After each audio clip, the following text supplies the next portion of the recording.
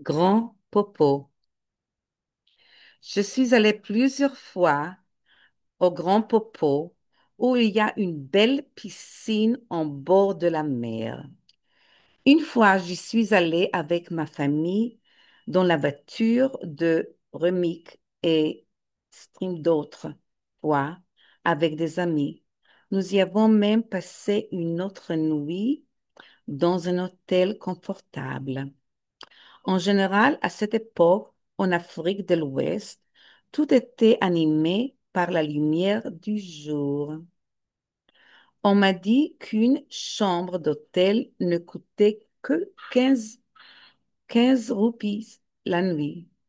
Aujourd'hui, les prix ont probablement augmenté et le tourisme y est certainement plus présent.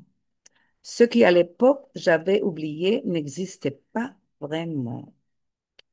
La plupart des gens gagnaient 1 ou 2 dollars par jour. Donc, environ la moitié des familles n'envoyaient pas leurs enfants à l'école, même si l'éducation était gratuite. Elles, elles les faisaient travailler pour gagner plus d'argent. De plus, l'uniforme scolaire coûtait environ 2 roupies, une somme que la plupart des parents n'avaient pas. À l'école, seul le français était enseigné, si bien que la moitié de la population ne parlait pas français, même si c'était la langue officielle du Bénin. Chacun parlait sa propre langue tribale de la tribune. Il y avait plusieurs langues si similaires que tout le monde s'entendait bien, même sans être de la même tribu. J'ai essayé d'apprendre à dire bonjour ou salut dans leur langue. Je l'entendais comme oh, mais malgré tous mes efforts, je n'arrivais pas à le prononcer correctement et personne d'autre ne me comprenait. Oh.